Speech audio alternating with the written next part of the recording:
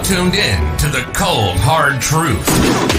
Cayman's #1 hard-hitting live podcast show, where we feature some straightforward conversations on political, social, and celebrity news and all things happening in the Cayman Islands and around the world. This show was created to give the people a voice and a means of being involved and informed without any filters. Sometimes it gets crazy, but we always keep it real. We bring you the tea, piping hot, so grab your favorite beverage and join the conversation via WhatsApp at 324-1612. Email tips at CaymanMarlRoad.com. Now, here's your host, Sandy Hill, broadcasting live from the beautiful Cayman Islands.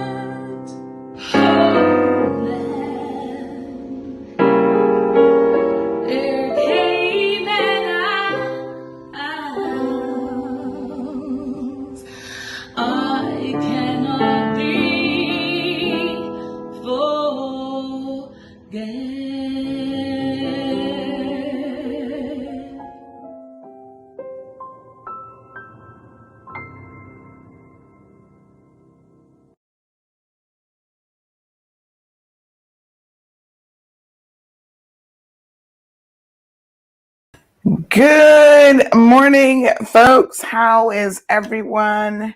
Happy Monday. Can everybody hear me okay? Let me just do an audio check. Yep, everything looks wonderful.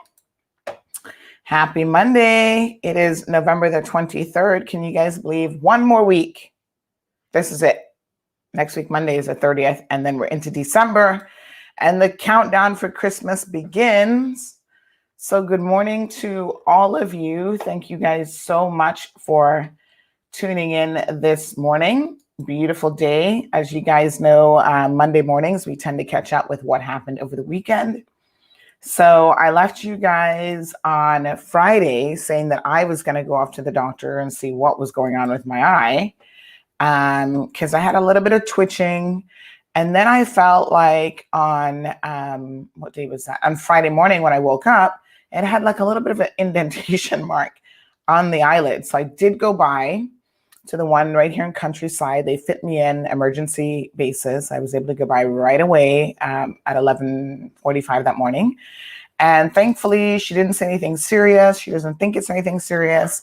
What she did say is the three most common causes of eye twitching, and I guess eye fatigue, are stress, caffeine, which I thought was interesting, and lack of sleep.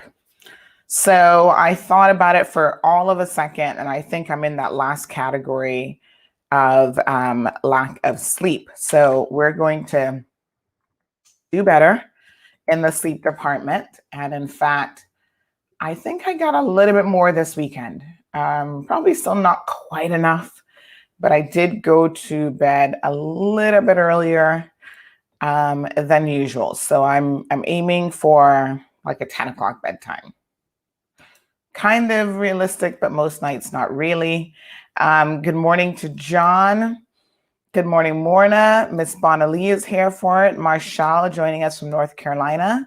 Olivia is also here. Thank you so much, Olivia, for popping in.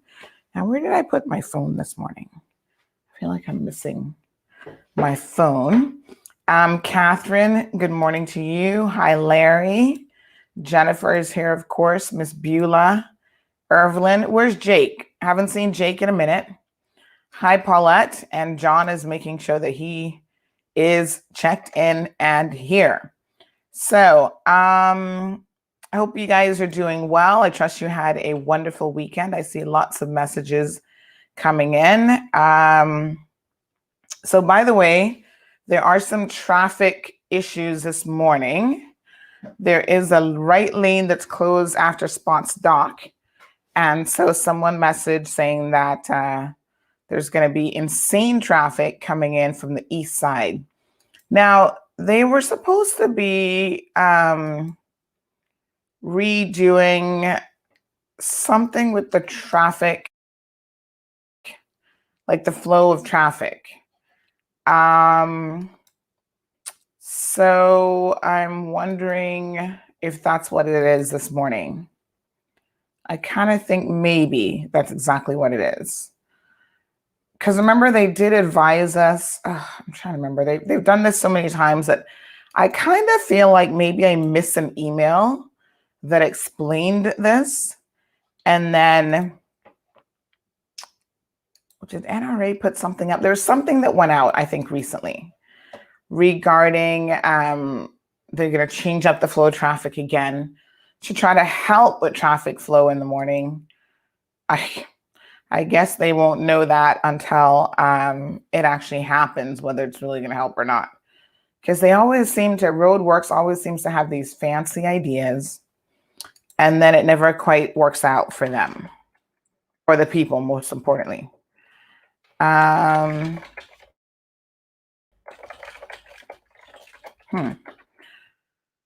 So we can certainly, I'm just going to have a quick look online to see if that's what it is. I believe that is what is going on this morning. So unfortunately, for those of you who have to get out there in the, on the roads, yikes. Yeah, that's going to be a bit of a pain for you. I don't know what the solution is. Like, I feel like the only thing that really, really helps is when there's no school and we can't cancel school because of traffic.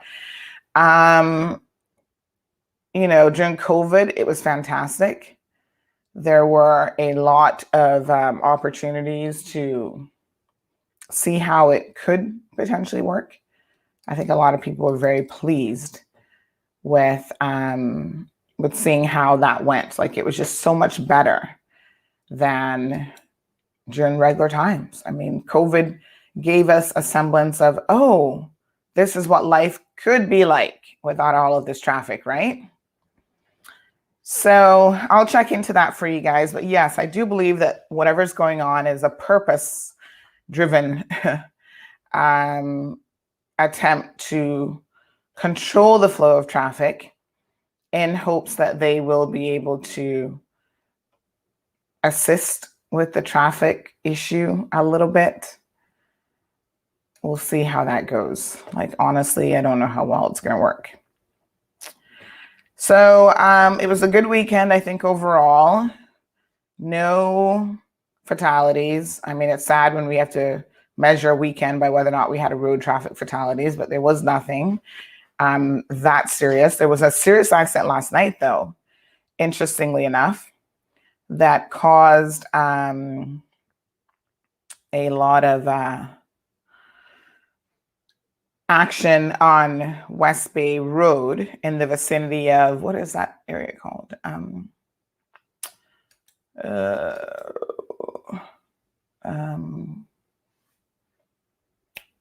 The name just escaped me, but you guys know where Thai Orchid is and all that good stuff. So it's like right in that area, right literally in front of the Thai Orchid Plaza, which I can't remember what that plaza is called right now. But yes, so a lot of you would have seen that. And, I think you saw on our platform as well that a lady who was en route to, she wasn't en route, she's actually at the hospital, got away. She escaped from the hospital.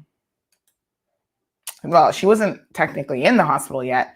Someone opened the door for her and allowed her to get out of the police car. She was in the back. It doesn't sound like she was handcuffed, to be honest.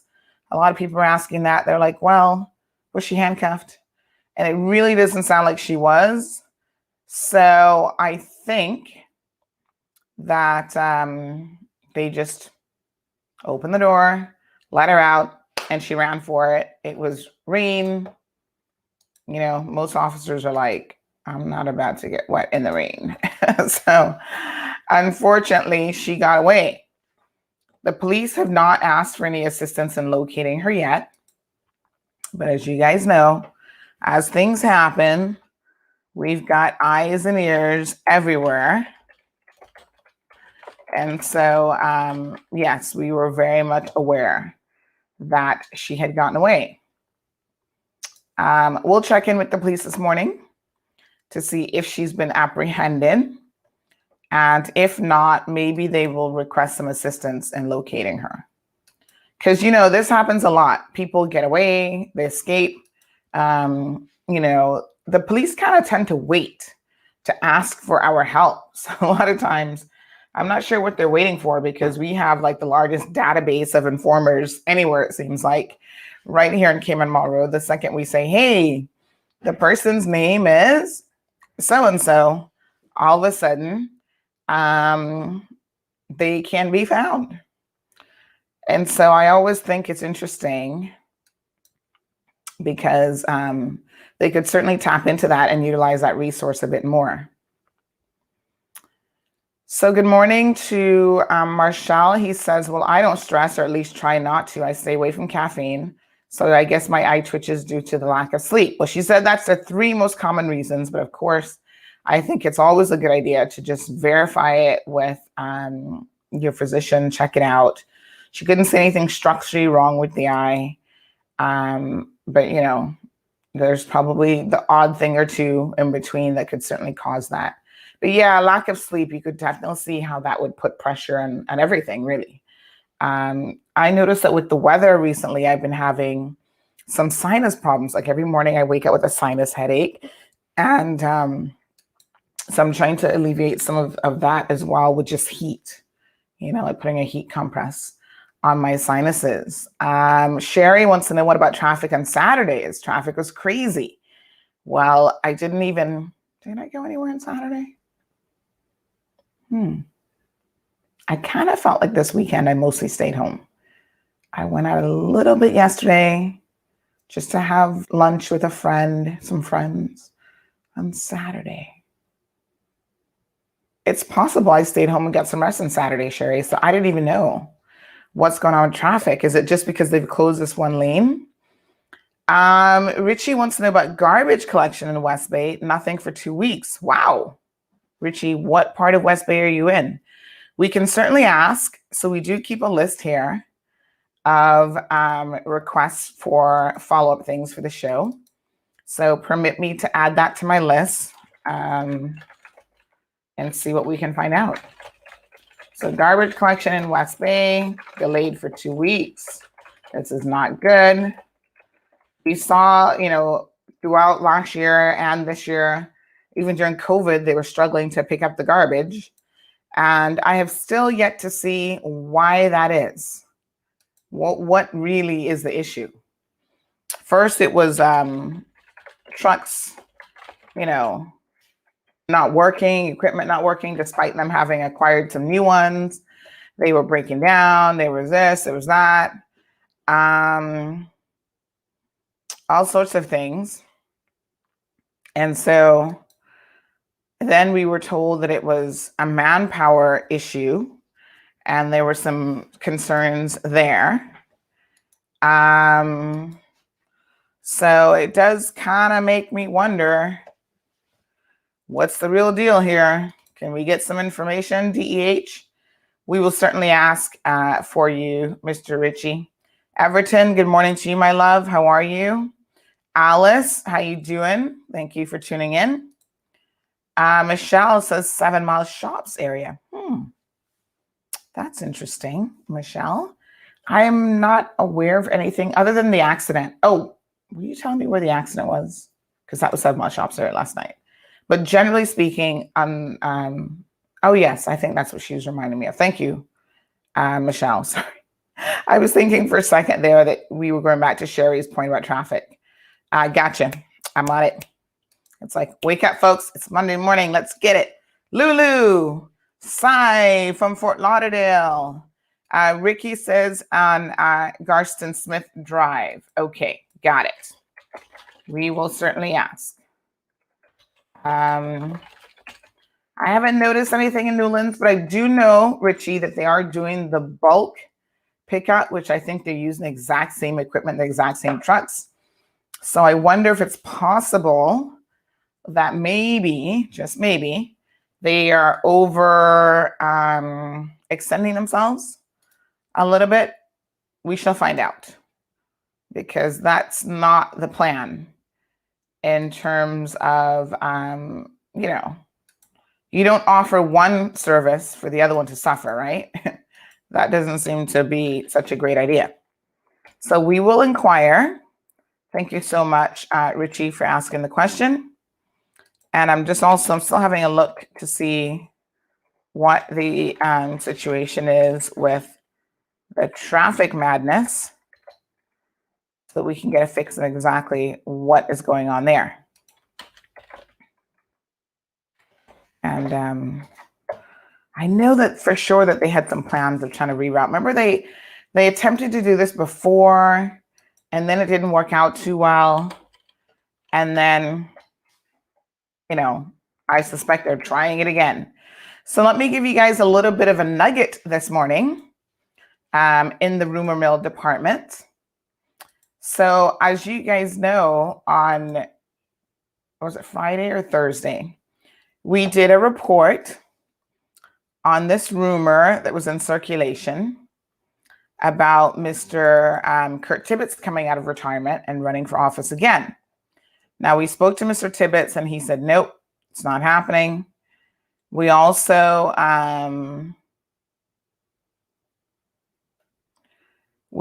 spoke with leadership within the PPM, the progressives, and they said no, they were not aware of that.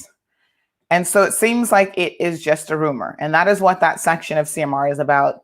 We hear nuggets of information. A lot of times we simply do not know if it's true. And so we put it out there for two primary reasons. Number one is you control the rumor. So if it isn't true, you put it out there and say, hey, it isn't true. Because people are going to talk about it anyway, even if it's true or not. So you get to address the rumor head on, which I think is very, very important. And then you keep it moving. A lot of people are like, no, we don't want to talk about rumors. We give them life when we talk about them. No, actually, you give them life when you ignore them. And I keep saying this over and over again. And I find that I think some people are starting to catch on to what I'm saying in terms of giving it life, right? So Mr. Tibbetts has said, nope, not him. He's not running. He's good. And yeah.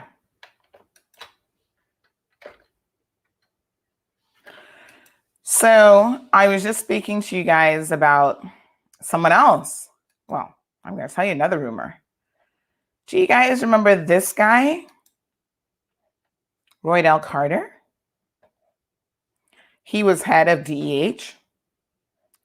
And something went down with him and DEH.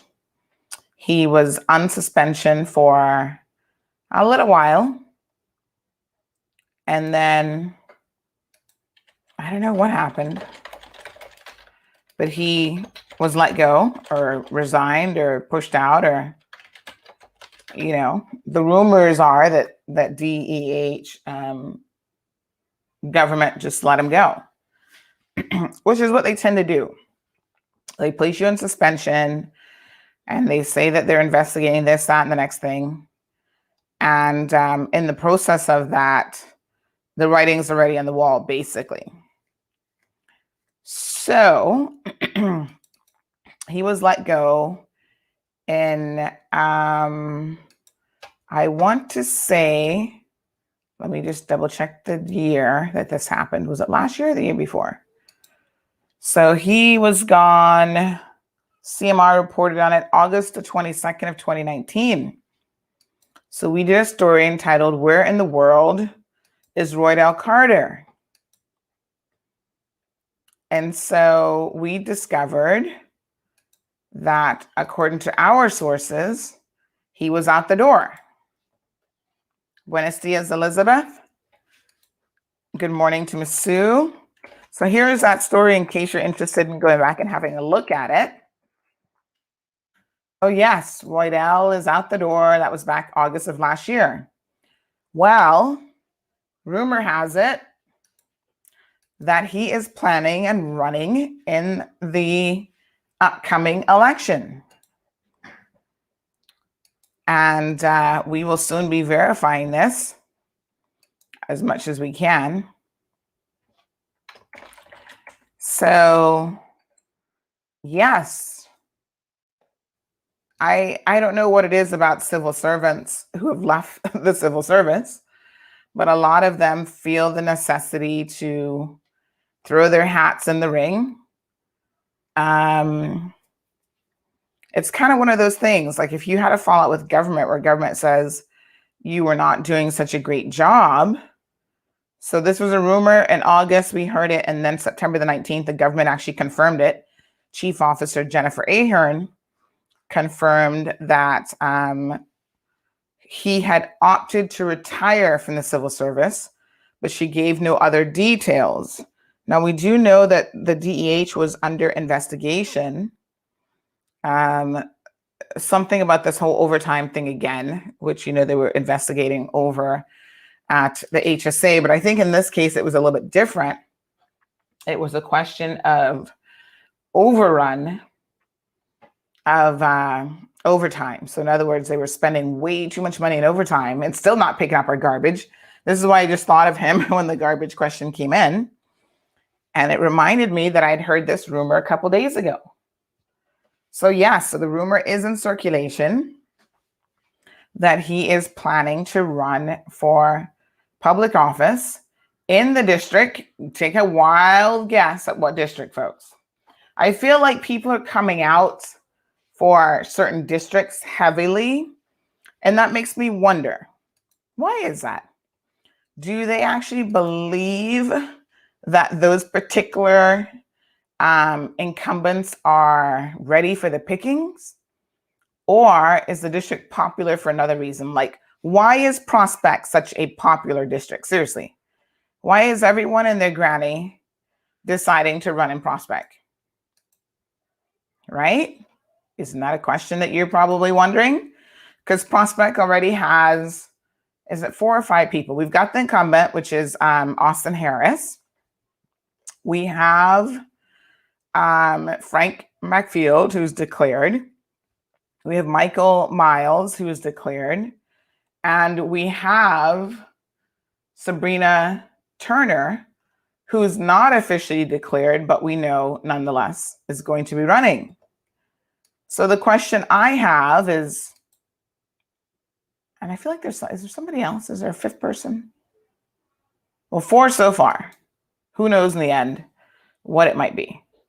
But yeah, the question then becomes, why? Why there's so many people going? I mean, do they really believe that Austin Harris is ready for the pickings, that he is that weak, or is it something else going on here? So let me see if any of you can guess where he's running.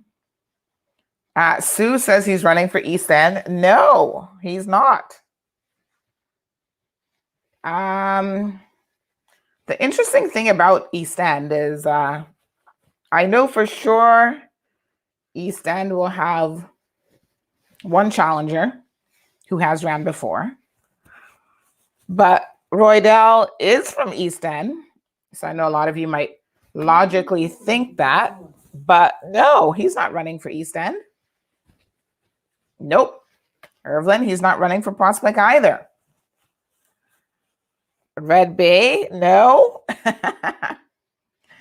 Looks like you guys are doing your best to figure this one out. Prospect, no. Keep going. Well, I'm going to tell you where he's running. He is running in Newlands. North Side, nope. Newlands, folks. Sue's like, maybe Savannah, because we desperately need somebody in Savannah. No, it's not even Savannah. He's going in Newlands. So Newlands is getting a bit crowded. The field in Newlands is feeling crowded to me. Newlands, we have Alva Saku. We have, who else is there? Raul, who ran last time. Not Bordentown, Newlands, folks. So he will be running for Newlands. Yes, we've got Alva in Newlands. He's the incumbent, obviously. He got in. Raul, who ran in the last election.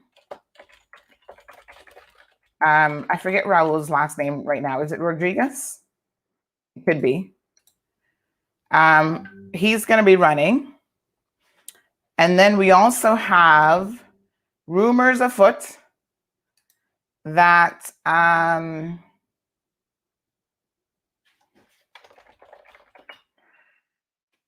we also have, Lord have mercy, someone just sent me a little bit of a nugget. Let's address some of these rumors, folks.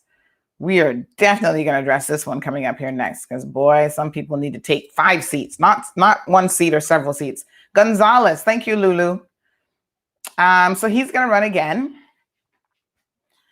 And John Wick says, Newlands, God help us. Oh, Lord. Yes, so he's running for Newlands. We're going to talk about some of the people running this morning, because I think you guys need to be kept up with exactly what's going on. So he's running. Raul Gonzalez is running. Alva is running. And rumor is afoot that the previous incumbent, which should be Mr. Wayne Panton, is running again. Now, keep in mind that Wayne Panton only lost to Alva Saku by, I think, 12 or 15 votes. So, it's possible that Alva's going to have some serious competition this time. Yes, Karen, Savannah needs somebody. So let's talk about the rumors in Savannah. We know that Jean, my apologies for, I always want to say her name is Janine, but it's Gina Williams declared. Do you guys remember that? Some time ago. Now, since she has declared, we haven't heard much from her. Somebody did share this weekend that she is, she had posted, I think, in one of her social media platforms. She's obviously an entrepreneur. She's still working. So maybe she's not ready yet. So I tell you what, though, when you throw your hat out there, you've got to be ready, folks. You can't declare and say to the media, okay, I'm running and this is my platform and whatever, and then you don't get it done. You're not ready to rock and roll. And I feel like that's what's going on with Janine. She's not ready to rock and roll. So she's the only one who's declared for Savannah. Rumors are afoot, however, that that the incumbent, which is Mr. Anthony Eden, is going to have his son ready, Malcolm Eden, to run for office. Now, everybody says, nah, this isn't for Malcolm. We like Malcolm. He is a nice guy. He's involved in, I know he's got his own real estate company. I don't know if it's his company, but he's an agent for Trident Properties. He also has a, oh gosh, what's the name of his other company? He also does,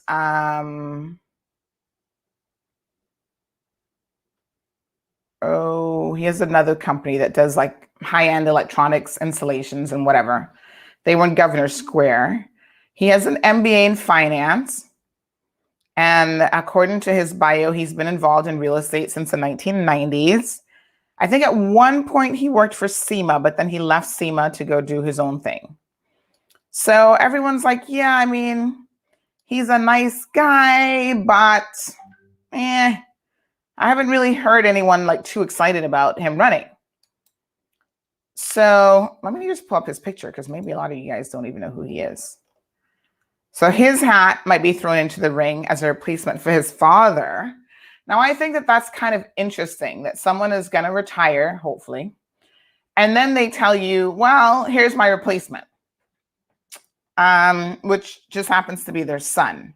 I don't know how the voters feel about that. I do feel that if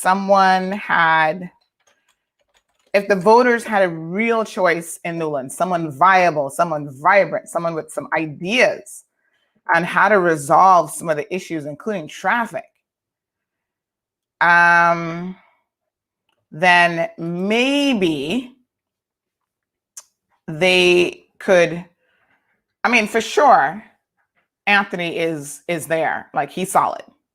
So despite what everybody else thinks about us, Anthony has his stronghold, primarily in the Christian community, the churchgoers, and, they seem to keep him in power. Now, those individuals tend to be older people. I think the voting demographics are changing ever so slightly, not a whole lot, because most young people don't even get out there to vote. So here is Malcolm. I'm sorry, this is not the best picture of him, but this is all I could find online, actually. So Malcolm is Anthony's son. He is a father of, I think, 2 or 3 kids. He's married, he lives right in the district. So that's who they're going to be throwing up there for an option. So Bonnie says Wayne Panton is the man for the job. Well, I tell you what, my friend, a lot of people seem to think that Wayne is going to give Alva his run for his money.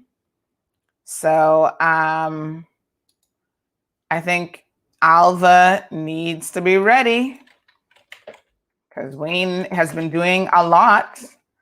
And in fact, I have been understanding that, and we want to do some interviews and stuff with Wayne because he has actually, this is kind of interesting, but Wayne is one of those people who does a lot silently in the community, and you don't always know his movements. And so he has indeed, he kept his office open the entire time, the last 4 years here in Newlands. And that office has been instrumental in helping people throughout the 4 years. So it's almost like he didn't really stop being an MLA just because he didn't get elected. And I think it's interesting that not a whole lot of people know that. So we'll talk to Wayne at some point, hopefully in the near future, once he has made his declaration. So Morna says running for himself. Sue says not a thing. I think this is in relation to Newlands. Marshall says politics is not for Malcolm. He's not ready for that life.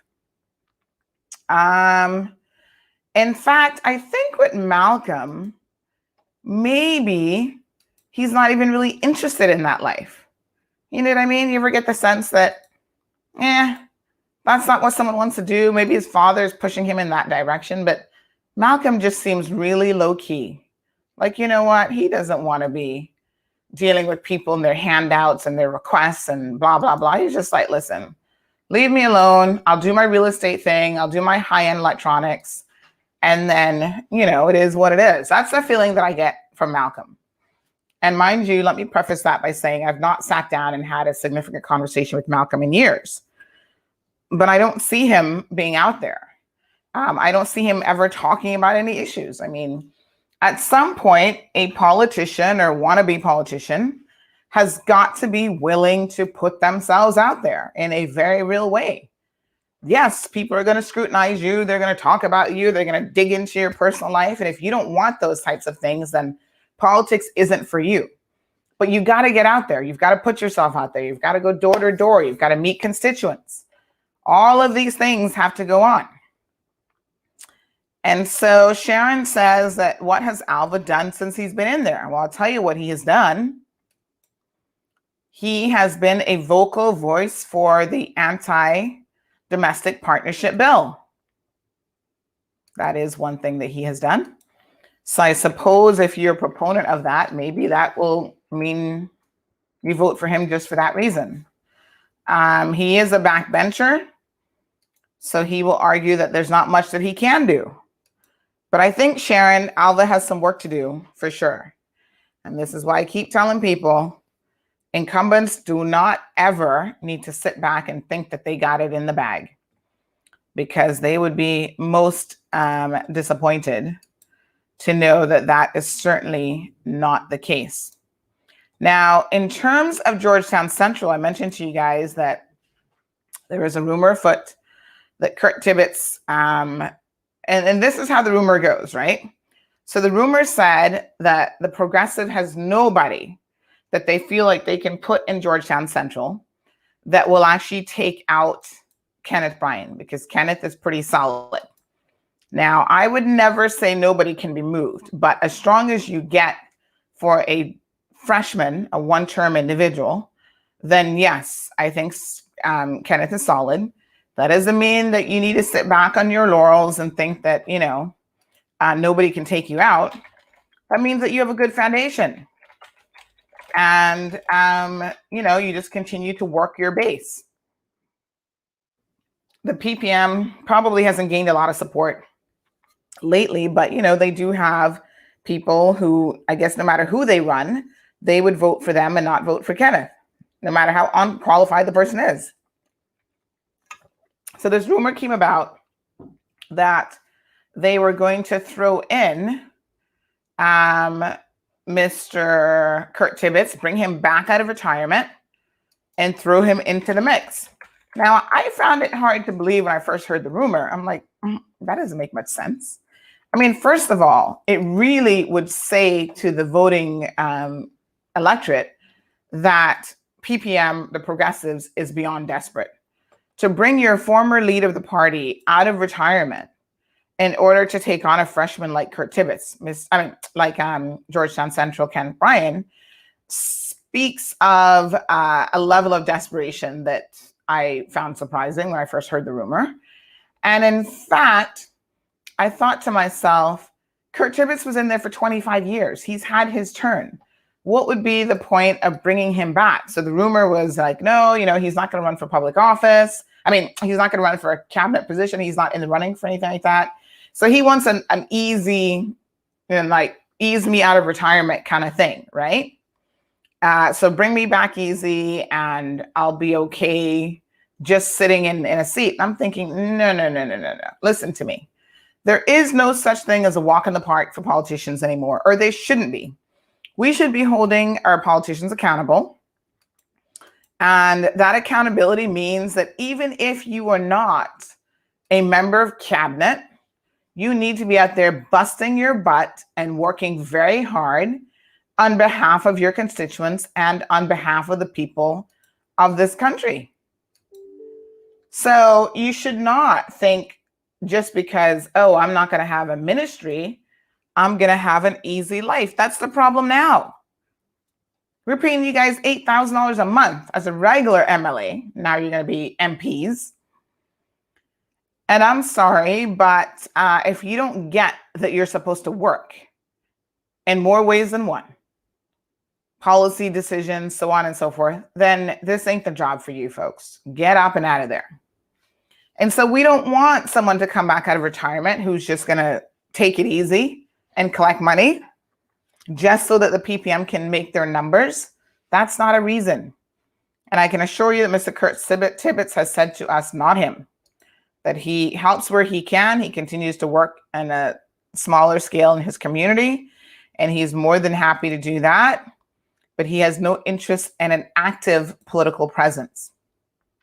Now, We all know that Mr. Tibbetts has been very much behind the scenes working. And most of us also know that he was instrumental in getting Barbara Connolly and what's his name, David, reelected or elected as first termers in the Legislative Assembly. So how did he do that? Well, he still has a degree of influence, folks, for sure. And so I don't know that the longer he stays out, that influence will continue to work for him. I suspect that less and less that will be the case. So next term, coming up in May of 2021, no one should be voting for Barbara or David based on what Kurt Tibbetts tells you about them. They've had 4 years in office, and you should be voting for them based on their current track record and the track record also of their party, because they always want to claim this idea of collective responsibility when it's beneficial to them. Like, oh no, I can't break ranks with my government. But when they want to break ranks, such as on the domestic partnership bill, they certainly do. So it's a real slippery slope. When it's beneficial to them, they do it. All right, folks, let's take a quick commercial break.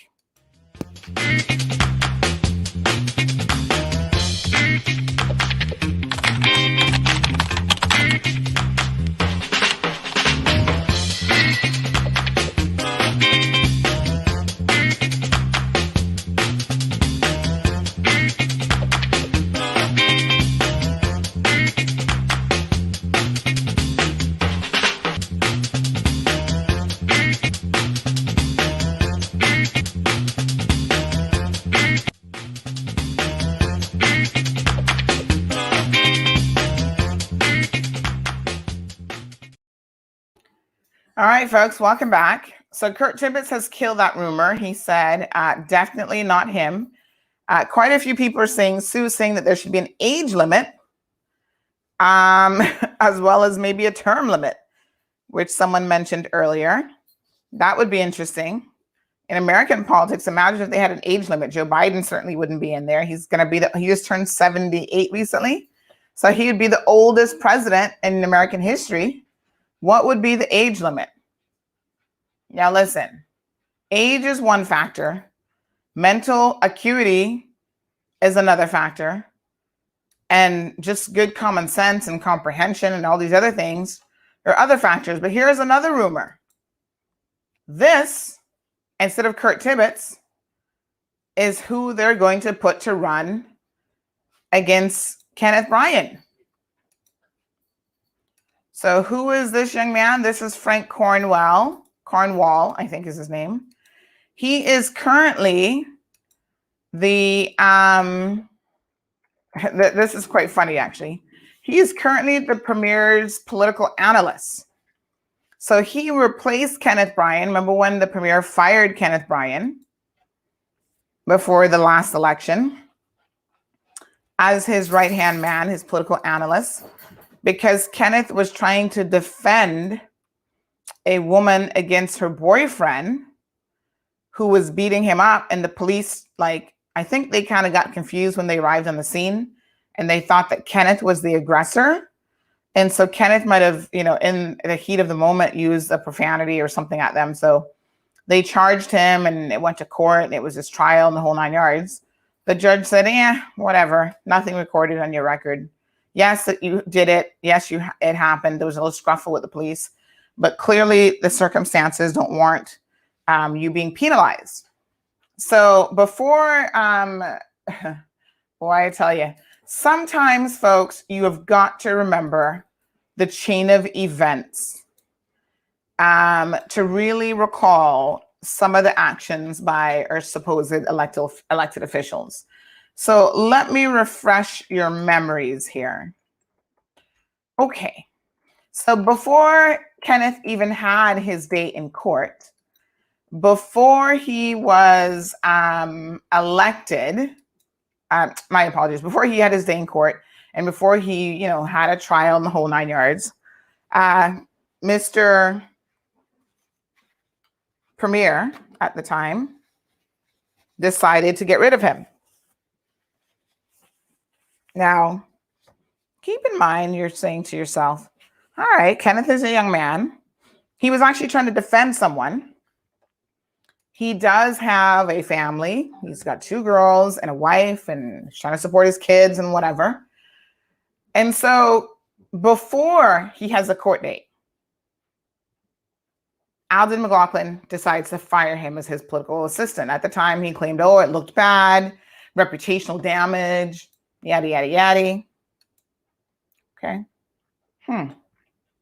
I want you now to fast forward to 2019, 2020. This is 2020 that this just happened. And the same premier, let's keep it straight here, folks. I'm giving you some straight up facts. The same premier who was not willing to defend his political analyst at the time, his right-hand man, sat practically in the office with him, was there helping him strategize on behalf of the PPM. That same person gets fired for defending a woman who was being beaten up after a nightclub setting by her boyfriend. Police came in the mix. There was some confusion, so he might have pushed the police away, like, get off me kind of thing. He gets arrested. Before he has his day in court, the premier decides to fire him. The same premier now has a coalition government in place, which Mr. McKeever Bush is part of that coalition government. And talk about double standards here, folks. Mr. Bush is accused, charged, court date set, has admitted to the assault, and somewhat of an apology letter that went out. And the premier has not only not gotten rid of him, he's definitely not fired him. But in addition to that, he has remained silent entirely. He's not spoke out about domestic violence. Perhaps some people don't speak out about domestic violence because they're worried about their own sketchy history on the subject. And they know that people would go, why do you have anything to say when we know about your history with your wife and with this one and this girlfriend and whatever? So maybe that's why some people don't speak out in the Legislative Assembly, because they have such a tortured history of their own on these topics that they know they're better off just keeping their mouth shut. Because, when you speak out, you bring the spotlight on you. And all of a sudden, with the spotlight being on you, people go, irks. That's perhaps one logical explanation for why a lot of members of the LA remain silent on this particular topic and child abuse and other such things. However, Mr. McLaughlin, the premier of this country, has not spoken out about this. He's not said it's wrong to beat women up in public, private, or anywhere else. He's certainly not fired him. He's done nothing. He's not made a statement on behalf of his government about this incident, which has been a great source of embarrassment. And that is one of the reasons why Ozzy Bodden finally resigned from the PPM, despite the fact that he'd been, out of office for 3 years. Wayne Panton resigned because of this, because these guys still try to have some measures and principles politically and otherwise. Yes, they're not acting or sitting members of the LA, but they're like, wow, the PPM has said nothing about this? Are you kidding me? But I remind you that this is the same premier who fired his own political analysts because of an incident. Nothing like this, I should say. It wasn't a case where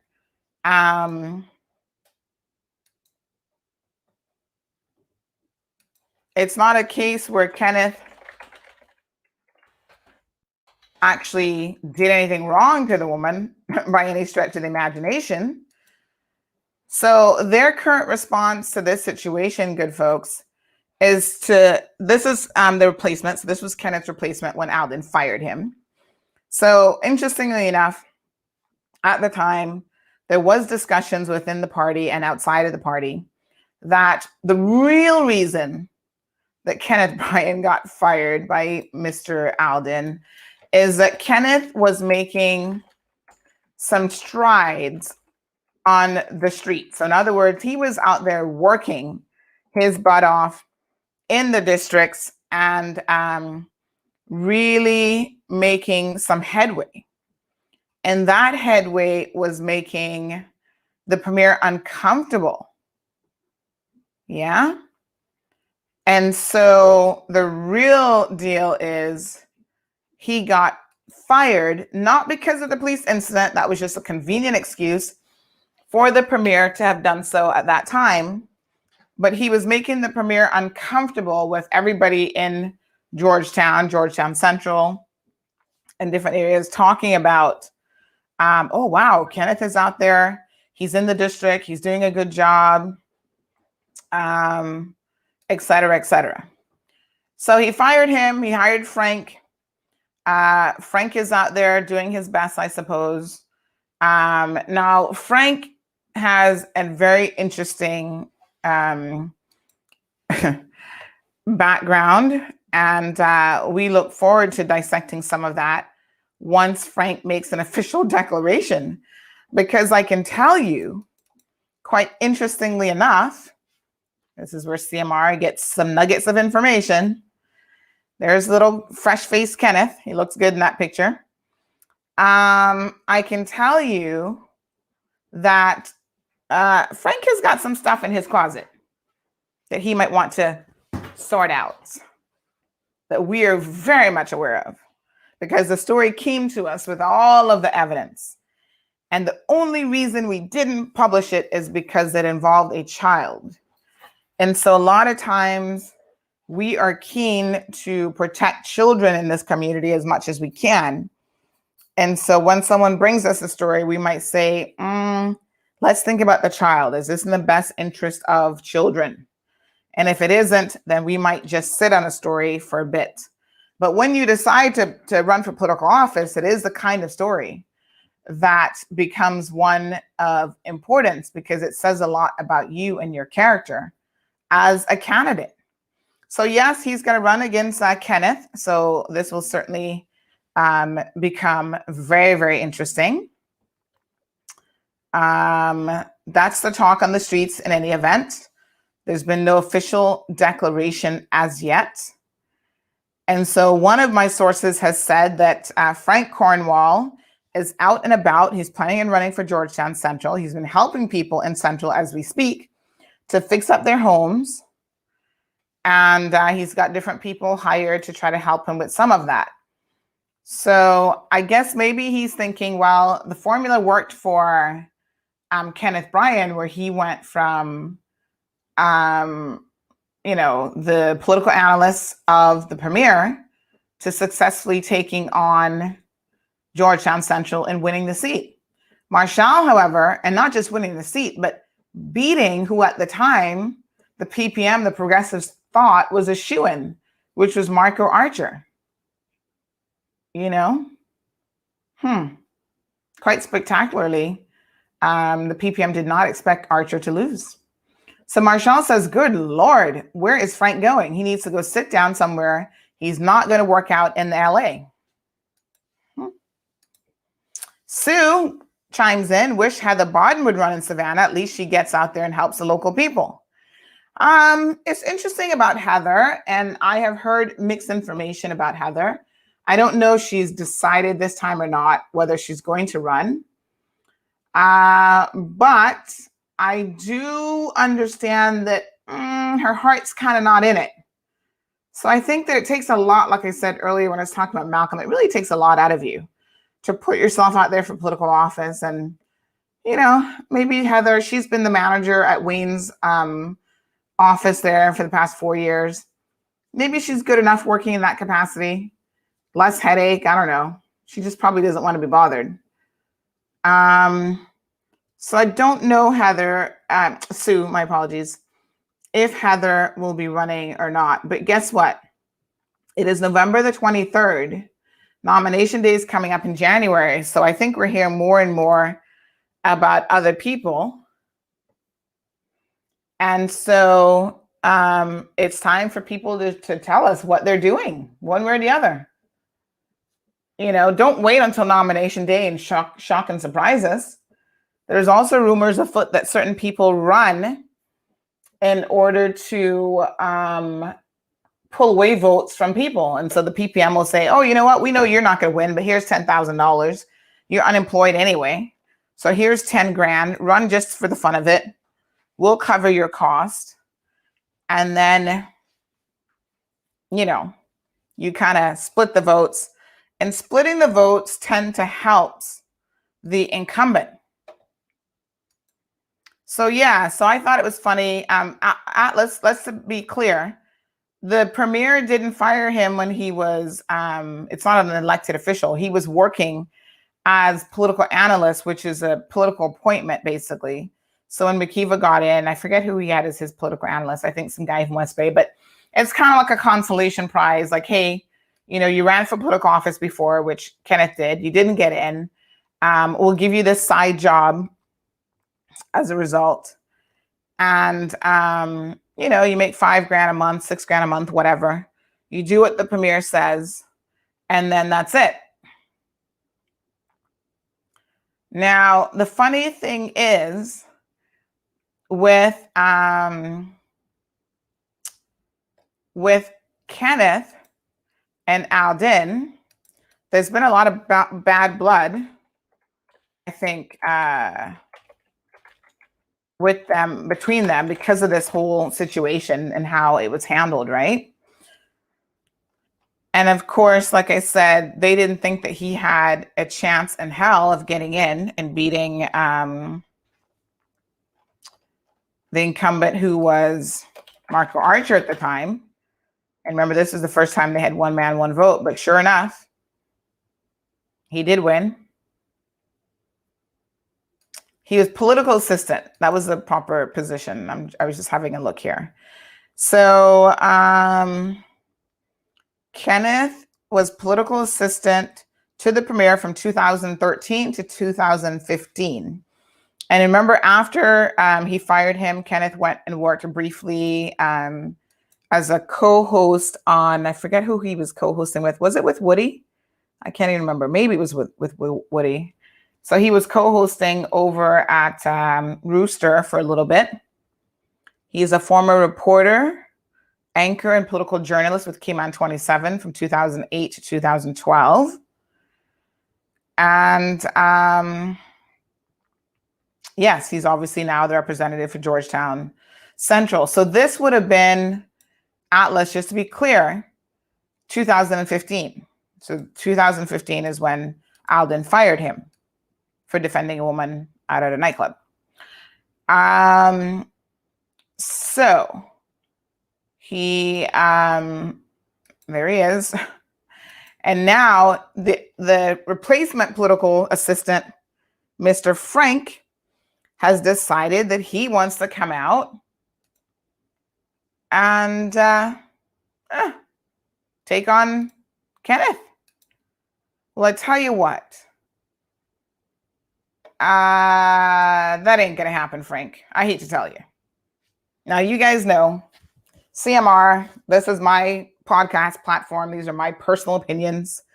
It is a little separated from, we pick up on news, obviously, from the news website. But you guys need somebody who's going to tell you the cold, hard truth. And I'm here to tell you the cold, hard truth. And I'm here to tell Frank the cold, hard truth. Frank, I'm not saying not to run because it looks like the PPM is a bit, they don't have anybody else to run against Kenneth, I suppose. So if you're the best that they have, then I guess it's not really your money you're wasting, it's their money. And what's the least that can happen? They're still going to promise you your current job if you lose, I suppose, but they still manage to win. But I think you're wasting your time. Kenneth is pretty solid. And I don't think you're the one who's going to unseat him, my friend. Oh, look, Kenneth has jumped in on the conversation. Good morning, Kenneth. I was just giving Frank Cornwell a bit of advice because we heard that he's going to be running against you. And I was just telling Frank, don't even waste your money. Don't waste your time. Go do something else. Now, here's the interesting thing about this whole mix-up situation with Kenneth and the former premier. Oh my God, was that like a Freudian slip or what? Well, this will be the last time that he can be premier, because at least we have a 2-term limit on that. Diane says, Kenneth has my vote. Do you vote in Georgetown Central, Diane? Just curious. But yeah, listen, when the story went up on Thursday or Friday about Kurt Tibbetts, I think it was Friday, the response was like, where the hell is he going? Tell him to stay in retirement. No. Kenneth, you got this, Bobo. You're not worried about him. And so I thought it was very, very funny, actually.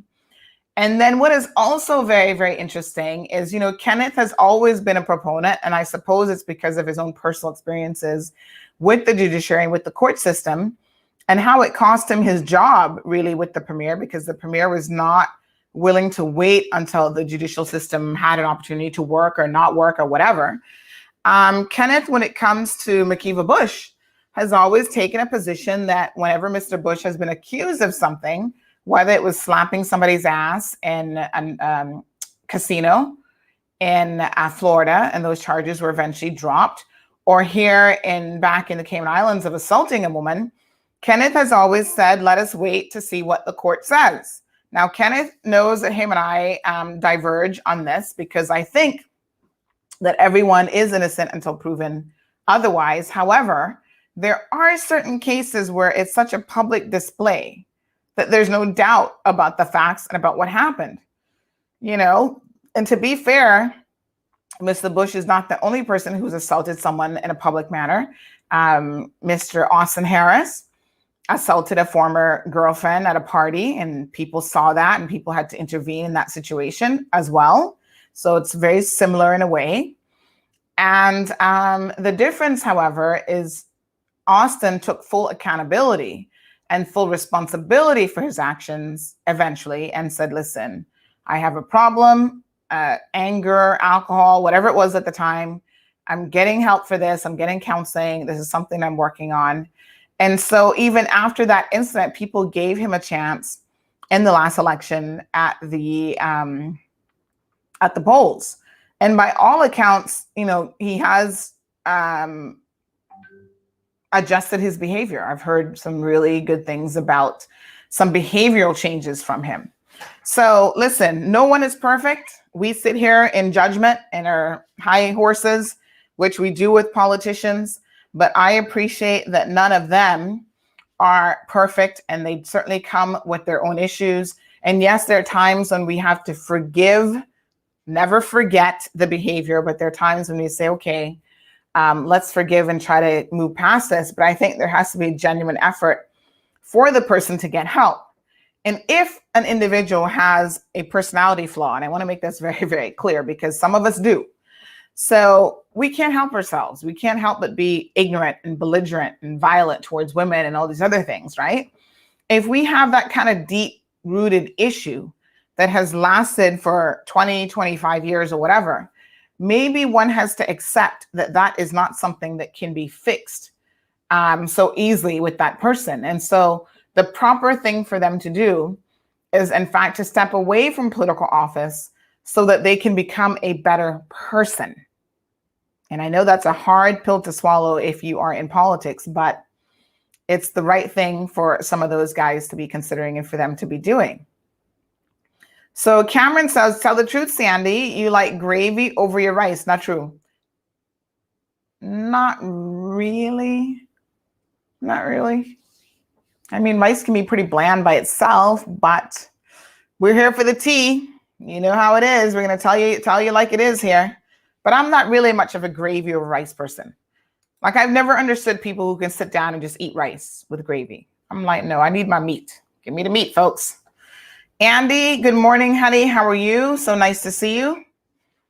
Karen says it worked out for Kenneth. If he stayed with PPM, he would have never gotten elected.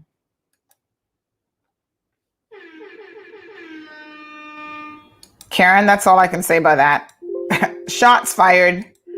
Yeah, it's kind of one of those things, to be quite honest, where it's like, you know how many people last time did not get elected because of their affiliation with the UDP, now the CDP? And I think the PPM, it's sort of happening exactly the same way. People are just sick and tired of the PPM and their shenanigans. So yeah, I agree, Karen. There will be a lot of people this time who might be good individuals, not necessarily good politicians, because there is a difference. But their affiliation with the PPM will cost them the election, because we're ready for change. Cameron says only a few good men can handle the truth. Well, whether you can handle it or not, if you come here, you're going to get it. Barbara says we love Kenneth. Yes, Kenneth, I think it's time you come back on the show. Tell us what you've been up to, because Kenneth does keep busy. And, you know, I got to be honest with you. Alric reminds me in a lot of ways of Kenneth. And that's why I'm a real supporter of Alric, because I think he ultimately does care about his potential constituents. He does care about the people. And I feel that he would actually do a really good job. And on top of that, Alric dissects the laws and proposed bills at a different level. Did you guys see his last night, his analysis of the legal services bill? So he really dug in there, and it was a 4-part session, but we put it into one, and we streamed it last night at 8:30. I'm going to share the link in case you guys missed it.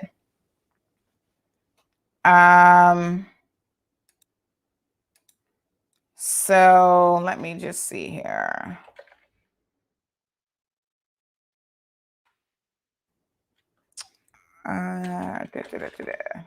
Yeah, so this was a good event last night. So go and check it out in case you haven't had an opportunity to view it as yet. It's informative, and that's what I like about Alric. He kind of breaks it down for you. You can understand what's going on. You can understand some of the concerns of the local Caymanian attorneys.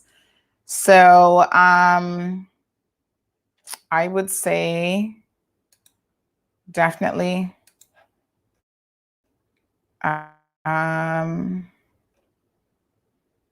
check it out. I'll put the link in the description. Let me just see here. So all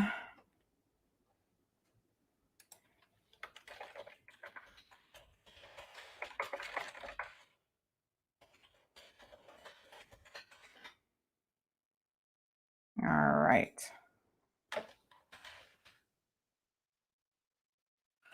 Okay, so good morning again. So Cameron says it's going to be hot this season. Keep you swanky on ice. Ciao. Yes, Bonnie. Bonnie's in agreement. Hello, Jennifer. How are you? Oh, look at Jennifer's picture. So pretty. Bonnie says, Sandra, a snob will always be a snob. Irks. Ciao. Where's my little? I need a little button here for that one. I need to change out some of my buttons, by the way.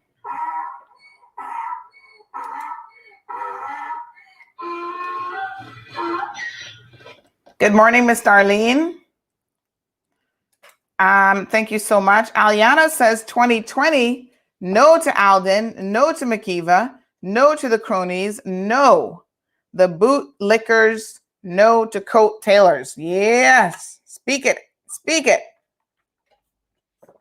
Aliano, speak it into existence, my dear. Drop that bomb.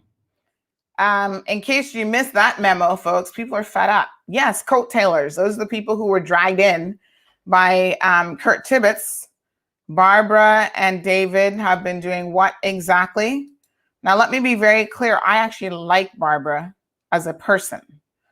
As a politician, no.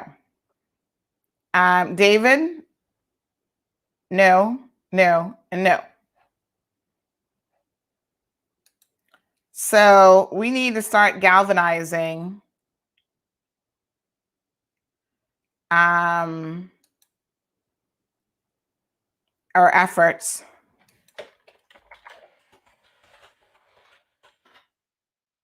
ASAP.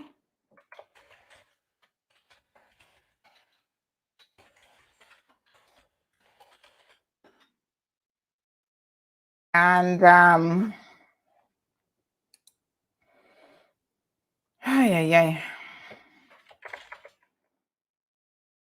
tell you, what a hot mess. What a hot mess.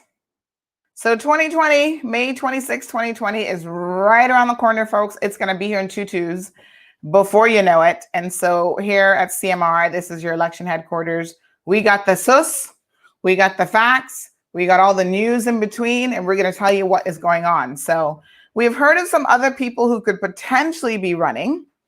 North Side will definitely be the same guy that ran last time. Let me tell you, what is his name again? J is his name.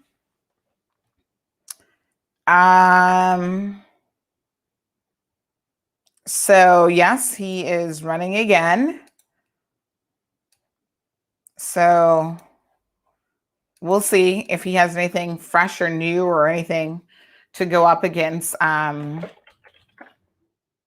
Ezard Miller. Of course, Mr. Ezard has started a new political party called the Cayman Islands People's Party, Cayman Islands. Yes, CIPP. Is there a shortened way of saying that? But yes, that party is kicking off now. They have their office in town. So we've got Jay Ebanks running for North Side.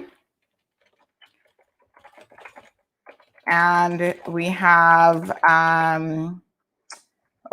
East End is going to be, let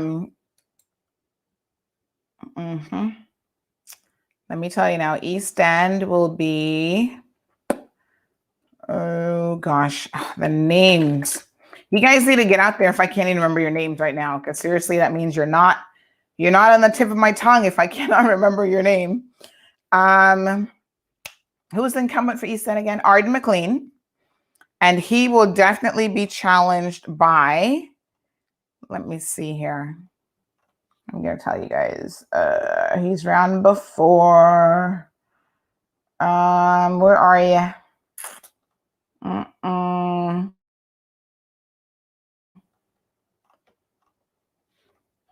His name will come to me in a second. Isaac Rankin. Now, I do know that, to Isaac's credit, he does a lot of work in the community. So he might not be out there in the public eye, so to speak. We mightn't see much about him, but he is working hard. And, East End has an older constituent, older voters probably than some other districts. So he is in there working really, really hard, doing the most in terms of at the constituent level. And I think there has to be a balance. I keep saying this, that there has to be a balance of that plus everything else, because we can't just put people in the Legislative Assembly who are not able to tackle head on a lot of the issues that we're facing. We're facing national issues, international and global issues. Like this pandemic, you have to wonder how many persons in the LA could have really handled this pandemic well. And to give the devil his due, his credit, up to a certain point, this government has actually done a fairly good job. Speaking of the pandemic, we got confirmation yesterday of yet another breach by 2 persons. And I've been hearing about breaches in relation to this for quite some time. Just last week, in fact, we emailed the police commissioner to say, hey, we have heard of another breach. And this time it was like 3 or 4 persons walking to the grocery store who were, this is a weird story, but they were permitted to self-quarantine at like an apartment complex or something. And so the story goes that apparently they were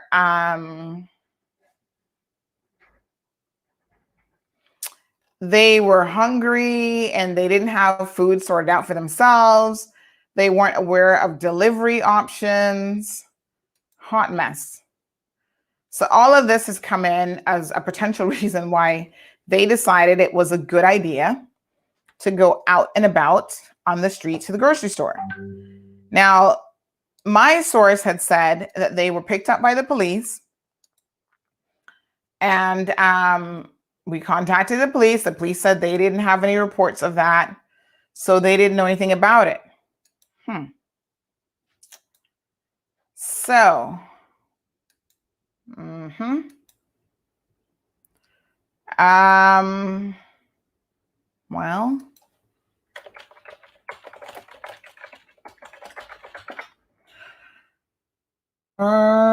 okay. So the police said, nope, not true. My source seemed to have known a lot of information about it for it to not been true. But I'm like, hey, if the police said it's not true, what else can we do, right? And then funny enough, last night, right before at 2:14, this was yesterday afternoon, someone said to me, I've heard of several people in home isolation were able to leave their homes before the 14 days. Do you know anything about this? If so, why is the government not saying anything? And not only is the government not saying anything, but they're wondering, is there potential cover up here? Does the government not know? Like, what is the deal? So, then, lo and behold, we got this press release confirmation later in the evening that there had been a quarantine breach. Now, as you guys know, the fines for a quarantine breach some weeks back were increased to $10,000 and or 2 years imprisonment. And believe me when I tell you that I take this situation so seriously, and I have been enjoying my freedom so much post lockdown that I think anyone who has the privilege of coming into this country and going into any sort of quarantine, whether it's a government facility, home quarantine, whatever, and has the nerve and the audacity to breach that for their own selfish reasons, they should be looking at jail time. Forget the $10,000 fine. Yeah, tack that on too. But send them to jail, because this is not something to joke about. This is not funny. You understand what I'm saying? So, and I also think that they should be naming these people. Like, we need to know who they are, because there's no telling where they could have gone. They might have finally been caught, but how many times were they caught in the first time? We don't know that. The authorities might not even know that. They may have breached their quarantine numerous times before getting caught. So lock them up and throw away the key for at least 6 months to a year. Cameron says whoever's looking for a seat in 2021 better try to declare now. Only strategy is Caymanians first. Thanks, Kenneth, for reminding me that it was Isaac Rankin was the name that I was looking for. Not Junior, but yes, Isaac. Junior, I think you're talking about John McLean Jr. I don't know if John McLean's going to throw his head back in. And this is a good point, Cameron, very strategically. I think some people, when it comes to, listen, a lot of people want to get the PPM out. There's no two ways to slice that bread, right? And so the only way that you can do it, folks, is if you don't split up the vote in a million different directions. So if you want to remove the incumbent, those of you who are out there, the Raouls of the world, the, Roy Dale Carters of the world, okay? If you want to remove the incumbent, you got to stop thinking about yourself, stop thinking selfishly, and just put two people head to head. Just like what we had happen in Georgetown Central. Kenneth, Marco Archer, boom, you can take him out. When you go into Prospect, you want to take out poor little Austin, it ain't going to happen with you guys splitting the vote in a million different ways. Because you'll have 100 people vote for Frank, 100 people vote for Michael. I think that Sabrina seems to be quite popular. So a lot of people think that if it was just her and Austin, that Austin would definitely have a run for his money. Is it enough to remove Austin? May the 26th will know. But when you start getting people splitting the vote It's like a pie. The more you split it, the less there is to go around, kind of a thing. And so splitting the vote is not always the best thing to do. So I think be strategic. Every Tom, Dick, and Harry doesn't need to declare. So honestly, for Georgetown South, I would love the race to be between Barbara Connolly and Alaric Lindsay. People like Catherine, she has her own show now on Star 92.7. I hear Catherine wants to run again. Catherine, please do not run again. Stay right where you are. You got a good gig. You're starting to pick up a little bit of traction. You're getting used to the job. By May, you'll be 6 months in? Just stay put. Don't worry about it. Don't even go anywhere else. West Bay is going to be interesting because there's some allegiances and shaking up in West Bay. And most people accept that the only place that McKeeva and the CDP still has any power left is in the District of West Bay. They should not even bother fielding candidates anywhere else. Just stick to being a West Bay party. Even they're on shaky ground for West Bay Central, because I do believe that Kathy Wilkes, now we haven't heard from Kathy yet. Kathy, if you're listening, anybody out there listening, please tell Kathy she needs to come and talk to me. She needs to get on this program. And we need to have a chat so that people can know exactly where she's at. I know she's been busy working the ground.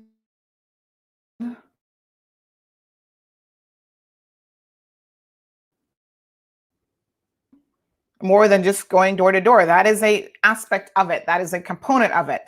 But you also need to get out there and put your name square in the middle of everything. So Ann Smith says, agree, name and shame. Yeah, we need to know who these people are breaching quarantine.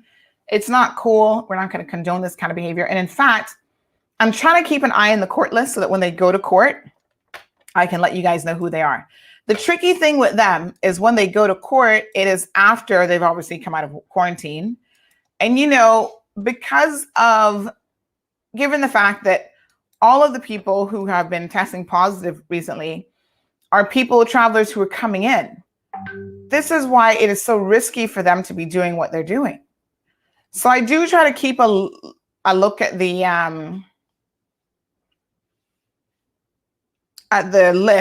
court list. And they just say quarantine breach. So sometimes you're like thinking, was that when we were in lockdown? But I'm trying to keep an eye on it because I will be naming them if I see who they are on the list. Because I think you guys need to know. I'm just having a quick look at the list this morning. But they wouldn't show up so quickly on the list, you see, because they're going to put them back in. Normally what they end up doing is moving them to mandatory quarantine, since obviously they cannot be trusted. And then from there, they will eventually prosecute them, and that could take months before they even show up on the list. But I'm keeping an eye out, folks. I'm definitely keeping an eye out. So we got a couple of cases on the list today. Magistrate Foldatz, he's got a couple criminal mentions, assault, carrying an offensive weapon. I don't see anything related to breaches like COVID breaches. There's a sentencing of a Mark Damien Ebanks. He's got a bunch of stuff on here. Raul Laxman, Kavlakar, burglary, taking a vehicle without conveyance, consumption of cocaine. Whoa, who is that dude?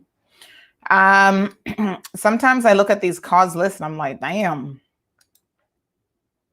Lots of criminals are all over the place, and they're surely making their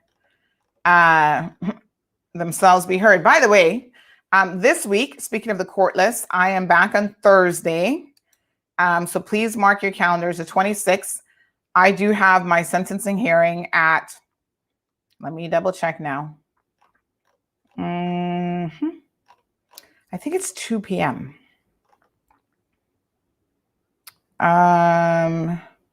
So I'm with Honorable Justice Chappelle, and he's got a few things this week, including mine. Oh, and there's also the case of bail applications On Thursday, looks like is that Wednesday or Thursday? So there's a number of things going on this week for him. Remember the guys who were accused of fatally stabbing the man at Bananas? Kevin Parchment, Jeremy Parchment, and Shimar Kelly. So they're in court this week as well. Canova Watson is in court, delivery of judgment on dismissal application and arraignment. So that's Canova Watson, Bruce Andrew Blake. So that's that case. And then there's another case with Canova, because remember, Canova has more than one matter going on. So it's Canova Watson and Charmaine Moss. Of course, the third party to that one remains overseas, awaiting a sentencing that less and less any of us believe that he will actually be sentenced to anything, because he's been in house arrest now for years. So on Thursday, I will be there to see what's going to happen with this case with Matthew Leslie. You guys remember that. It's my first conviction in 10 years of back and forth with the DPP's office. 10 years and 11 or 12 cases. So I will know what my fate is come Thursday. So I invite you guys to come out. I think that one is Thursday afternoon. I'm just having a look here at the grand court list.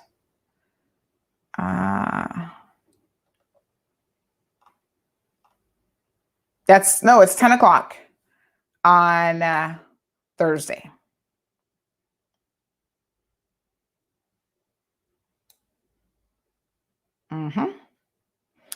Okay, so I am now representing myself for the sentencing part. So I'll be along with some others who will be speaking on my behalf. So yeah, that's Thursday at 10 o'clock for me. So come on out, folks. Come on out. So there's quite a few. Oh, here's somebody in the divorce list that I had no idea was even married. Interesting. Very interesting. Listen, some days you look at the court list and the stuff that you see is like, whoa. Super interesting stuff. Okay. So the grand court list looks interesting this week. And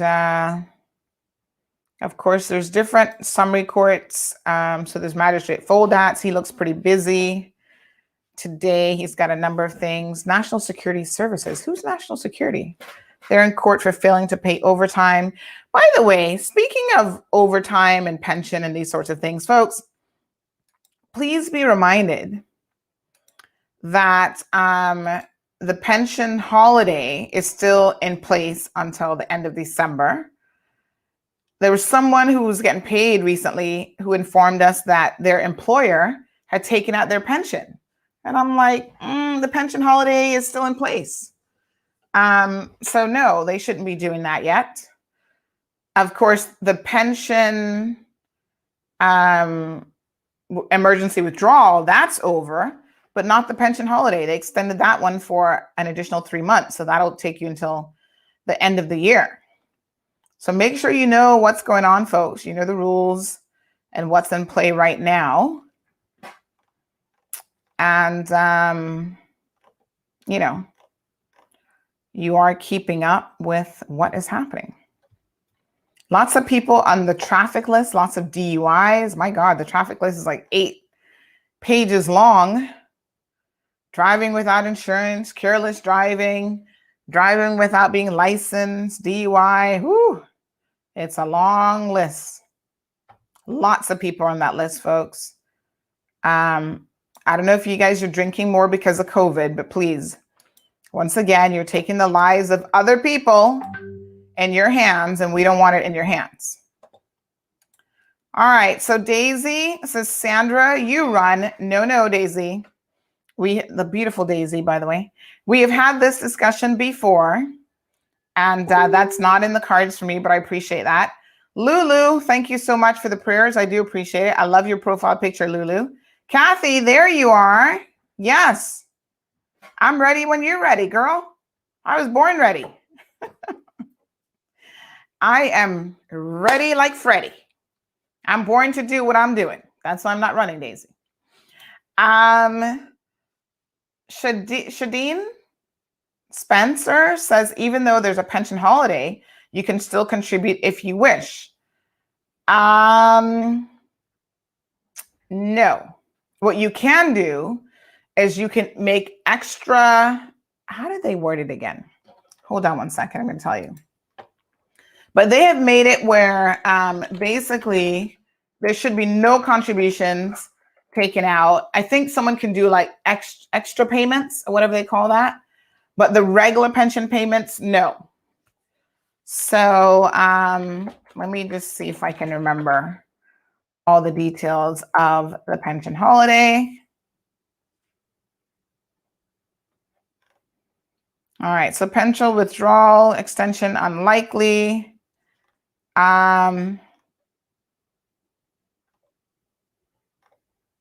So pension changes were approved in April. Let me read this one because this is probably the one that broke it down. In terms of the pension holiday.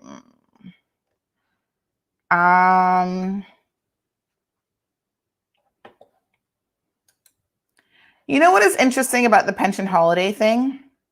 Persons who are in arrears, such as the current health minister, I understand that, he had started to make some arrears payment to some persons.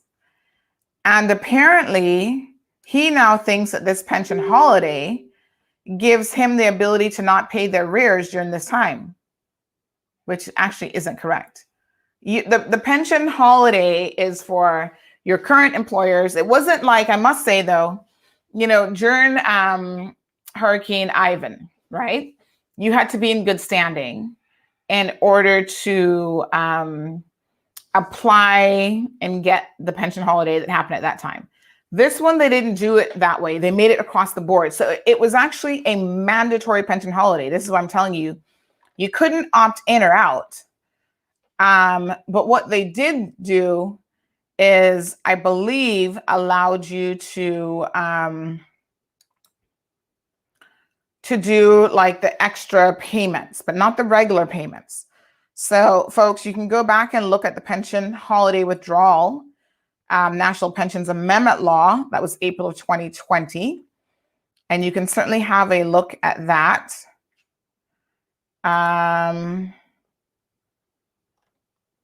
Because they had a bunch of FAQs in here. So pension contributions, there's a cap on the amount that you can withdraw. So all of that was explained. I don't know that they answered. They did mostly. Okay, pension suspensions of contributions. Here we go.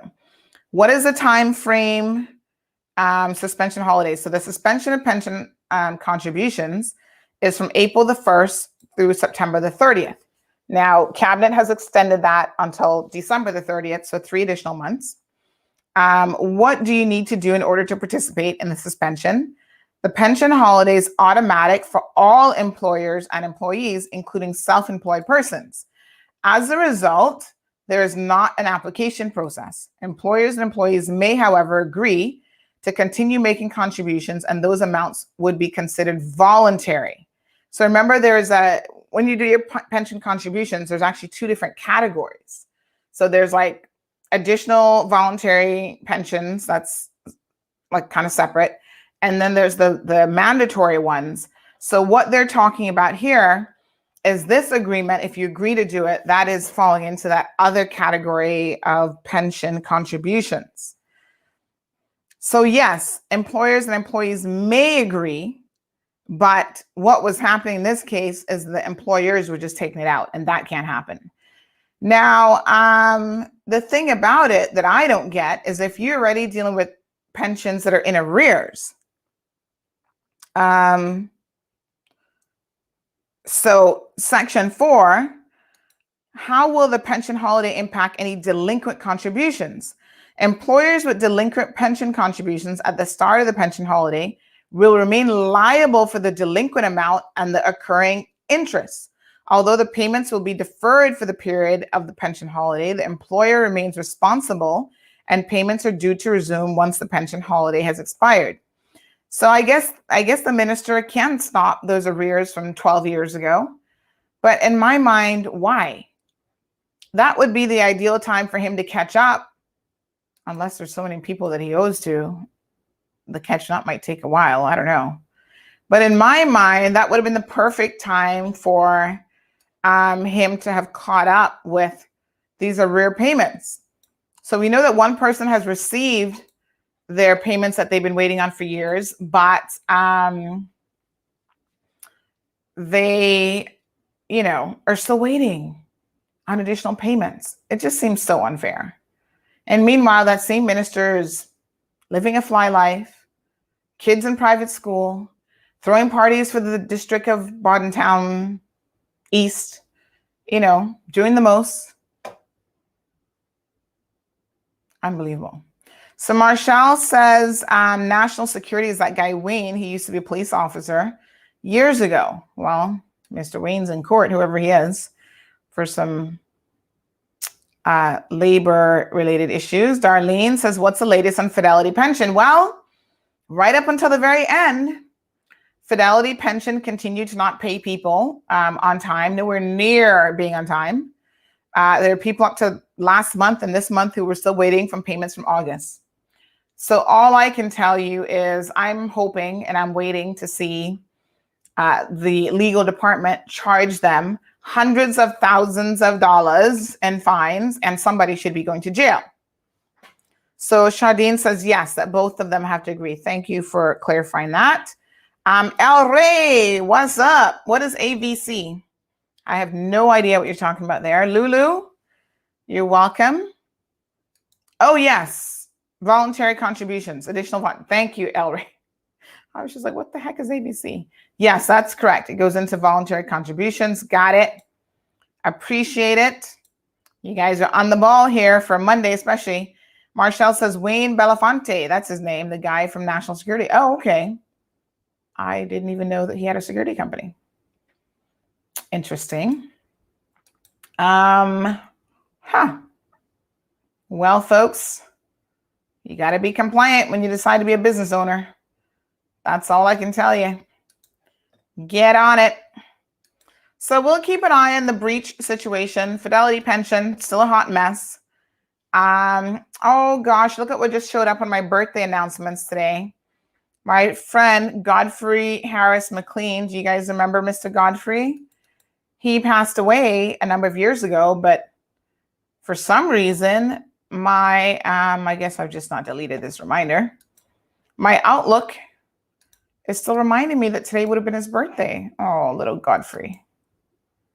He was such a fun guy on Facebook. Sometimes we'd get into the most interesting Facebook discussions. So rest in peace, Godfrey. Today would have been his birthday.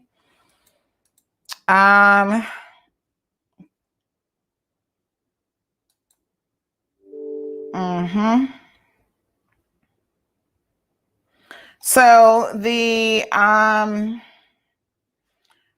government has confirmed, and to our query that we sent last night about breaches, I was just telling you how we keep getting reports of breaches happening. They have responded and said all reports of a breach are investigated and appropriate action is taken. The public is notified when deemed necessary.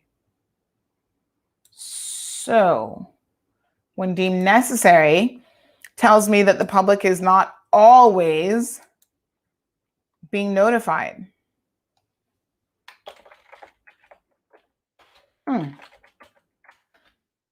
Interesting.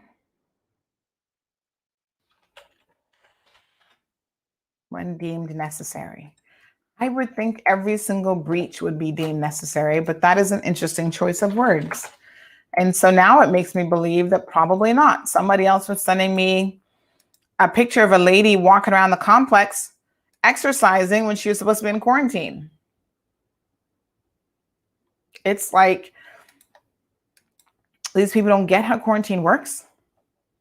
You can't exercise outside. Big shout out, by the way, to Charles Whitaker. Charles is in quarantine right now.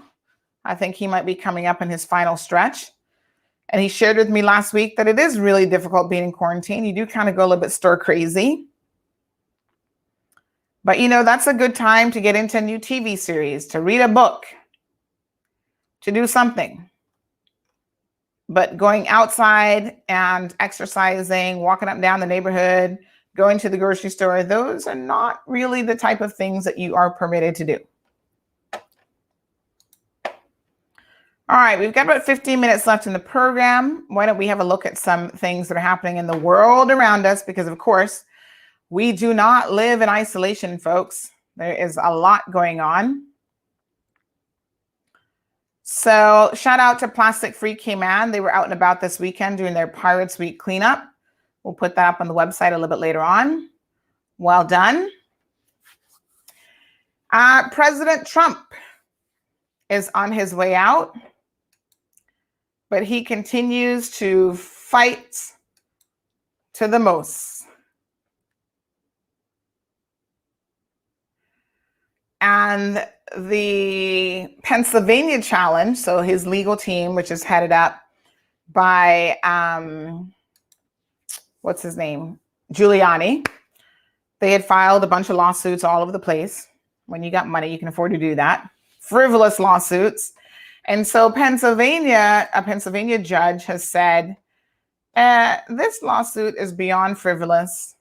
You're ridiculous, basically, in layman's terms, for even asking for this, because you want us to dismiss election results of people who voted for the Democrat, but you're not asking for the same thing for people who voted for you. So the very foundation of your application is illogical and makes no sense. So there will be no acknowledgement of your lawsuit, basically. So a judge in Pennsylvania has dismissed the lawsuit from the Trump campaign, where they wanted to invalidate millions of mail-in votes in this battleground state. And again, he only wanted the mail-in votes that voted against him. The judge, whose name is Matthew Braun, I think that's how it's pronounced, said that the lawsuit, which rested on allegations of irregularities, was without merit. And the move paves the way for Pennsylvania to this coming week to certify Joe Biden, who now leads by more than 80,000 votes. So this is considered the latest blow to the Donald Trump re-election bid. So he's trying to overturn his loss on November the 3rd. Now, a lot of people are saying that, listen, Trump is trying to get ready in some respects for the next general election in 4 years. Well, Lord, please don't make Trump be around and capable in 4 years. Okay, he wasn't capable this time. So I don't know how you're going to work that out, baby Jesus, but praise the Lord. Do something. So he has refused to concede the election, as we all know. He's made allegations of widespread electoral fraud without providing any evidence. The most dangerous thing about this is that his followers actually believe him. And this is where I think, when you think of democracy in the US and how great of a job they've done for hundreds of years of having peaceful elections, the most democratic, blah, blah, blah, this really undermines their entire system, that people be buying into this just because they are Trump supporters and they like Trump. But he's provided you with no evidence of this. In fact, we talked about last week, there was some little old lady that he used one example out of millions of voters. Oh, her husband, it had on there that the husband voted. And so they showed up to the little old lady's door. They knocked on her door. She's about 98 years old. She looks like she's smarter than Trump. She's very much, her faculties are very much functioning. And she said, no, she said they're a bunch of idiots. It said like Mrs. John Doe, whatever. So they were saying that it was John Doe who voted and he's deceased. And the little lady said, no, it's me, not my husband. He can't vote. He's dead. He's been removed from the electors list. It is me who voted. And I'm very much still alive at 98. She knew what was going on. And then they said, well, can we ask who you voted for? She hesitated for a second. She said, well, let me put it this way. I voted against Trump. She didn't want to say she voted for Joe Biden, but she voted against Trump. So in other words, Joe Biden got the vote. So yes, he's continuing to not want to concede. It says here that the lack of a concession has upended the process that normally follows a U.S. election. And Coco, Biden is projected to win 306 electoral votes to 232, far above the 270 needed to win. So the truth of the matter is, really, there are a lot of states that were close, but in terms of electoral votes, he still gave him a thump on the head. He gave Trump a thump on the head, like seriously. So the Trump campaign has lost a slew of lawsuits contesting the election results from the election, and its latest efforts, which focus on stopping the swing states that handed Biden his win, certifying the results, they want those to be overturned. So Pennsylvania judge said no. And not only did he say no, he actually gave, by all accounts, what is considered a scathing verdict. You got to go read the verdict, folks. So in his ruling, he wrote that the Trump campaign had tried to disenfranchise almost 7 million voters on the basis of what? It's a 37-page judgment. Let me put it here in the, I'm going to put it here in the comment section. If you're inclined to read it, by all means, please do so. Sometimes you got to read these things. You know, everybody complains about, oh, the media, this, not. Don't listen to the media. Take the time to go read the judgment for yourselves. But some of what he said is the court has been presented with strained legal arguments without merit and speculative accusations. So you know what a strained legal argument is. In other words, this is so far-fetched. The judge was like, really? And by the way, the judge is a Republican judge, just so I'm clear on that point. There would be no reason for him politically to not want to support Trump, except that Trump is an idiot. So in the United States of America, he says this cannot justify the disenfranchisement of a single voter, let alone all the voters of its 6th most popular state, the judge wrote. So the Trump administration, our campaign, had argued that the state had violated the U.S. Constitutional guarantee of equal protection under law, as some Democratic-run counties allowed voters to fix errors on their ballots, while Republican-run counties did not. But in his ruling, the judge dismissed the claim, saying, and we quote, "Like Frankenstein's monster," what an analogy, "it has been haphazardly stitched together," meaning their legal argument. So remember Frankenstein, monster, parts from here, there, and everywhere. "It has been haphazardly stitched together" was the term he used. And he said, even if it was the basis for a case, then the Trump campaign solution went too far. Few Republicans have called on the president to concede, and this is where it gets disappointing. But following the judge's ruling, Pennsylvania's Senator Pat Toomey said Mr. Trump had exhausted all legal options in the state and urged him to accept the result. Now, on Sunday afternoon, the Trump legal team confirmed that they were appealing against the Pennsylvania decision, so they're going to just keep going. Earlier, his lawyer, Rudy Giuliani, said in a statement, "Today's decision turns out to help us in our strategy to gain expeditiously to the U.S. Supreme Court," which is stupid. And I got to tell you, it is unlikely that the U.S. Supreme Court will hear this. There's no standard route to the U.S. Supreme Court, but challenges would usually have to be upheld in a state court first before the issue could be escalated. Legitimate federal constitutional questions would also have to be the heart of the complaint, which isn't what's really going on here. So we'll see. Trump, go take several seats.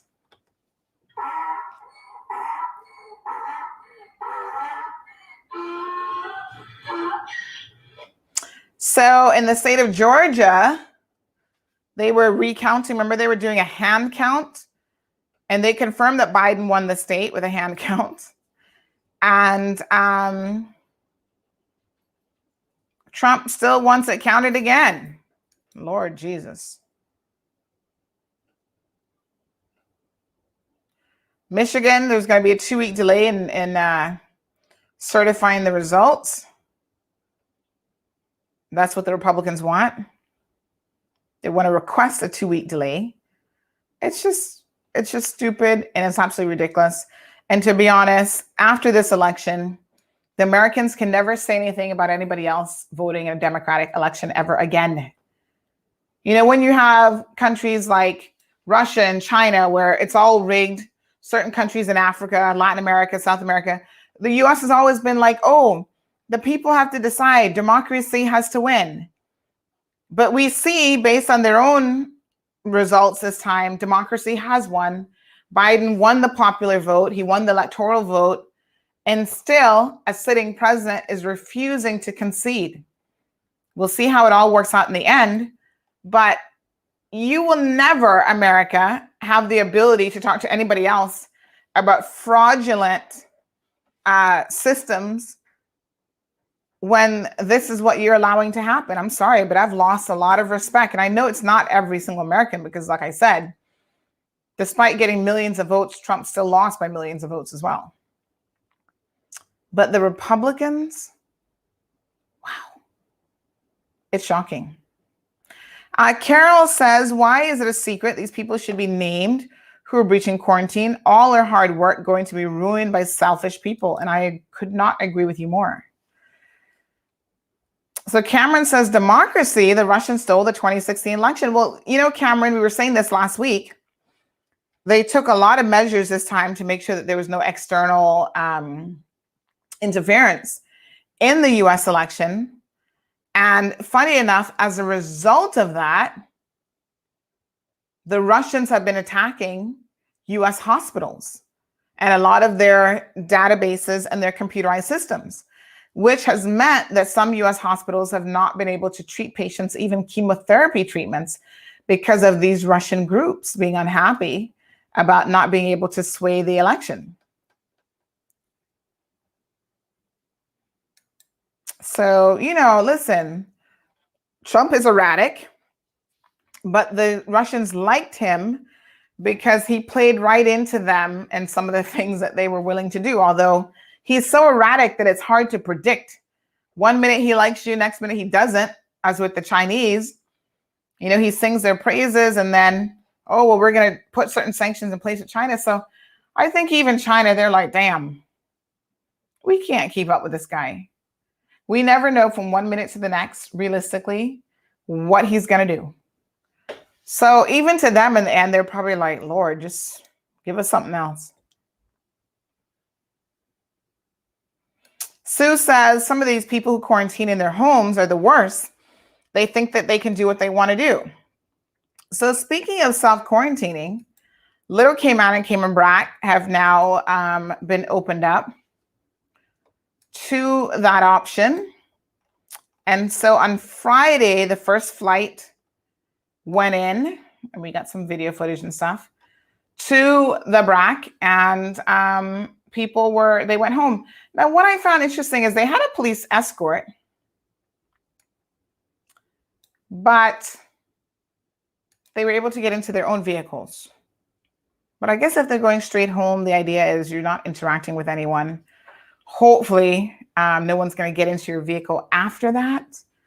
In case you did have COVID and you contaminated your vehicle, I mean, you've got to be so careful.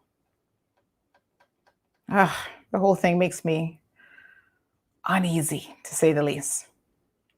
Folks, that's it. That's all she wrote. That's another segment of the Cold Hard Truth. Thank you guys so much for tuning in. So the political arena is getting hot to trot. The Marlin Road is literally getting all paved out here. Linford Pearson, his picture just popped up. Not that he's running for political office, but I do understand that the Public Accounts Committee has asked for his removal from off-reg. I think we talked about that last week. And one other nugget is last week, the Public Accounts Committee heard from the turtle farm. And we got to talk about that fiasco of a situation. Tomorrow, we're also going to talk about customs and this decision that they're awaiting with Doctors Express. And all I can say is customs and government, get the checkbook ready because you are in a world of trouble. Don't forget, folks, the Department of Environmental Health has some bulk cleanup days coming up. Thank you, Mr. Melvin. I wish you guys a beautiful day. We've got a bit of a nugget, by the way, about the fish market. My apologies. So stay tuned. We're going to put that up here on the website in just a little bit. So stay tuned for that story. Kathy Ann Wilkes, all the other political candidates out there, the people of the country are wondering where you're at. What you doing? They want to know. So get on it. Start your campaigning. We need to hear your discussion points on all of the issues facing this country and the world at large. Thank you guys again for tuning in, making this your number one go-to spot for your morning news, your morning podcast. Evelyn, Sue, Cameron, Melvin, everybody, have a beautiful day. Like I always say, go out there and work hard. We got to get those coins the most legit way we know, which is holding down a job. Have a beautiful day, and I'll see you guys tomorrow morning. Thank you for tuning in to another edition of The Cold Hard Truth. Make sure to check Facebook for showtimes and more information and the latest news at CaymanMarlRoad.com. Subscribe to our IG and Facebook pages to get the latest happenings.